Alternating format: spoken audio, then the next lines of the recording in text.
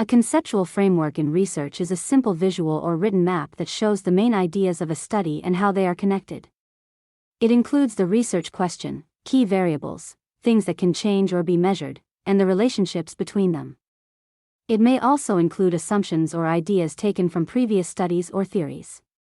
In a diagram, these are usually shown using boxes for variables and arrows to show relationships, helping the reader quickly understand what the study is about and how the factors are linked. Start with a clear research question. When you start drawing a conceptual framework in your thesis, at this stage you should already have a clear research question. If you do not have one yet, you can watch the videos linked above to understand how to develop and refine your research question before moving forward. Start by understanding what a variable is. Before drawing anything, you need to identify the variables in your study. A variable is simply anything that can change, vary, or be measured.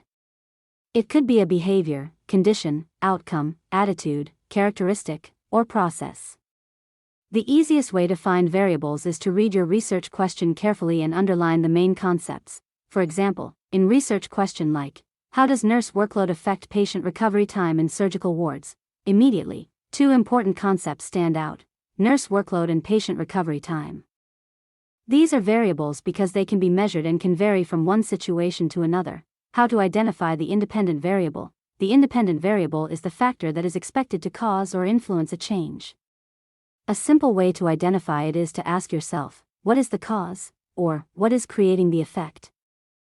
In our example, nurse workload is the independent variable because researchers believe it can influence recovery time.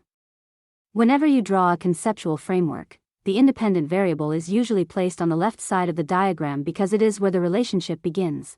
Draw a box and write, nurse workload. This box becomes the starting point of your framework. How to identify the dependent variable? The dependent variable is the outcome or result that can change because of the independent variable. To identify it, ask yourself, what am I trying to explain, predict, or measure? In our example, patient recovery time is the outcome researchers want to study. Therefore, it is the dependent variable. Draw another box and place it on the right side of the page. Patient recovery time. The dependent variable is usually placed on the far right because it represents the final outcome. How to identify a mediating variable? Sometimes the independent variable does not affect the dependent variable directly. Something can happen in between that explains how the relationship occurs. This is called a mediating variable. To identify a mediator, ask, how does the independent variable produce the outcome? For example, high nurse workload can reduce the quality of patient monitoring. Reduced monitoring can then increase recovery time. In this case, quality of patient monitoring explains how the relationship works. Draw this box between the independent and dependent variables because it sits in the middle of the relationship. Here, quality of patient monitoring is mediating variable. Whenever a variable explains the process connecting two variables, it is usually placed between them. We need to use one direction arrow. This arrow means one variable influences another variable. The arrow should always point toward the variable receiving the effect. It also shows a cause and effect relationship. How to identify a moderating variable? A moderating variable affects the strength or direction of a relationship.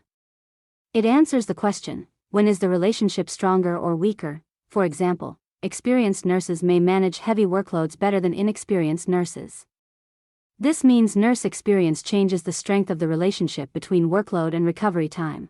Place the moderator above the main relationship because it influences the connection rather than directly sitting in the path. Here, nurse experience is the moderating variable. Moderators are often connected with an arrow pointing toward another arrow or toward the relationship itself. How to identify control variables? Control variables are extra factors that can affect your final result, but you are not testing them directly. You still include them in your study because they help make your results more accurate. A simple way to find control variables is to ask, what other things could also affect my dependent variable? In our example, patient recovery time, these could be patient age, type of surgery, severity of illness. These are not your main focus, but they still influence recovery, so they must be shown in the diagram.